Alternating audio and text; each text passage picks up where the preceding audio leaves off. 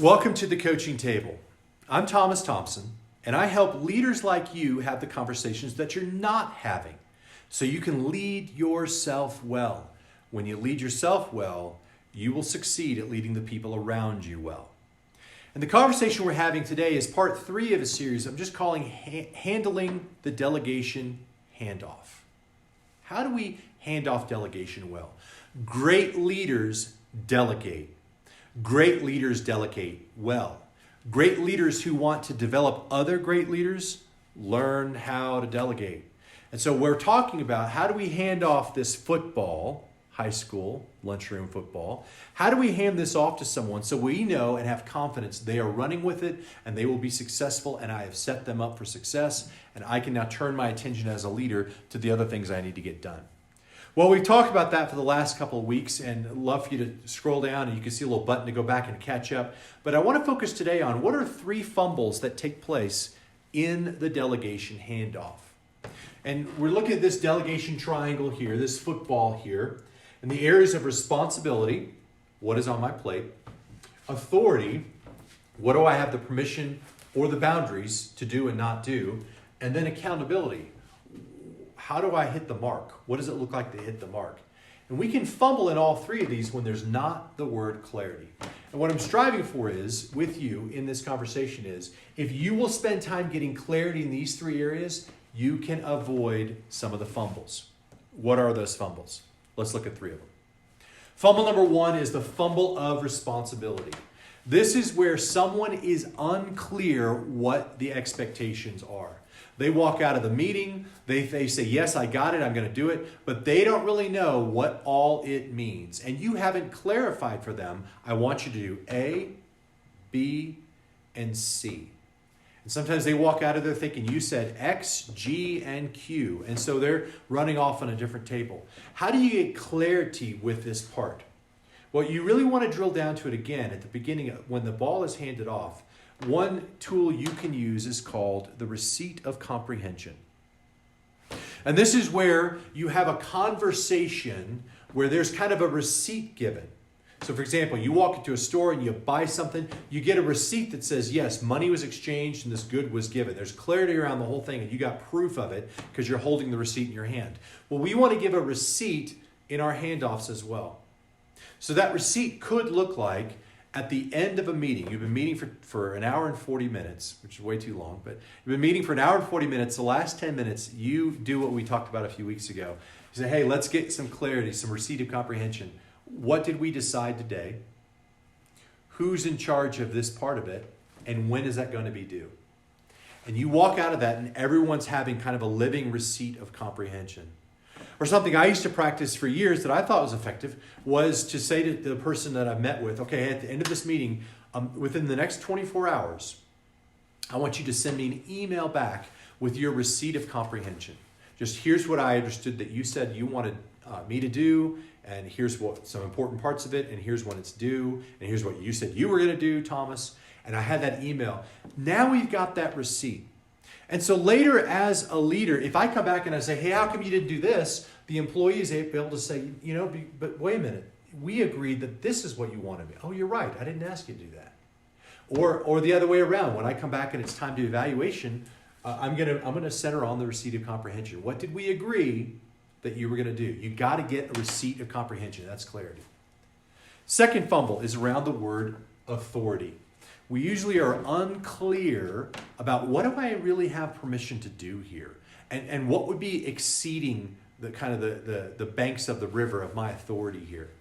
You know that you've got a problem with clarity when it comes to authority when someone keeps coming to you and saying, hey, is it okay if, are you all right if, would it be fine if I did, what they're saying here is, I don't know what my authority is here. I don't know what you give me permission to do. You don't want that. You want to redirect people. So the more that you can have clarity up front with that conversation, the more you can avoid them either not acting or acting too much or whatever. A quick little tip that I've just learned is once you have the clarity of authority, you're still going to find people that don't feel comfortable. They're clear, but they don't feel comfortable with the authority.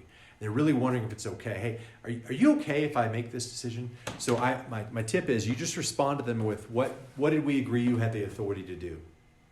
Where you said I had the authority to pick the color of the, okay, then you decide. You decide. Saying you decide is one of the most powerful things you could say as a leader to free you up and empower them as well.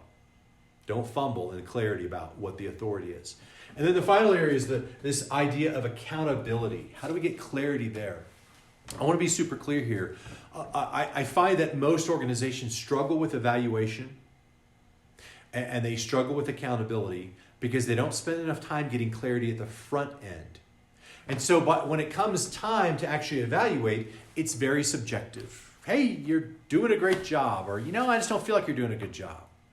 But they weren't super clear at the front end.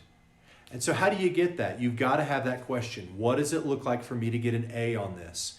If you give me a 6-month project, I want to know day one, in 6 months, if I deliver this and I operate within these boundaries, you're going to tell me, great job, and I'm going to get an A, I'm going to get a pat on the back. I've accomplished the goal.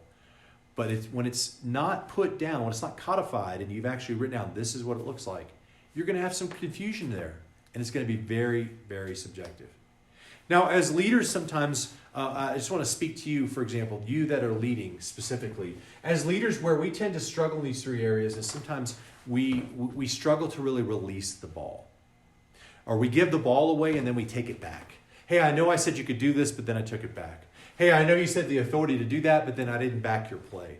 Hey, I know I said I was going to hold you accountable about this, but I never got back around to it. As leaders, we can do this, and it's because we don't do the hard work of getting the clarity up front. Let me just encourage you, leaders that are tempted to take the ball back, I want you to hear this. Effective leaders make fewer and fewer decisions. Effective leaders make fewer and fewer decisions. Now, if you're a leader, you're probably saying, I'd love that to be the case, but you just understand my team's not there yet. Do you know how to get your team there? Where you are making fewer and fewer decisions? Learn how to hand the ball off. Train them to take the ball and run with it. If you want to deprive your organization of good leadership, then you make all the decisions.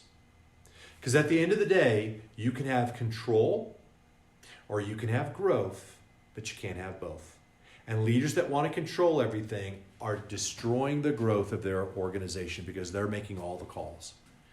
Now, I do want to just take an extra second and touch on this because I get this question. Hey, but as the leader, don't I have the right to step in sometimes? And yes, you always have the right of redirection. And I'm going to talk about that in an upcoming video. I may do it this next week. But what does that right of redirection look like? I want to come back to that. But for now, these are the 3 fumbles. When I fumble when I'm not clear in handing off responsibility, when I'm not clear in what the authority is I've entrusted, and when I'm not clear about what you're going to be held accountable for. So in your delegation, I want to give you a coaching table question for this week. How can I get clarity in all 3 of these handoffs?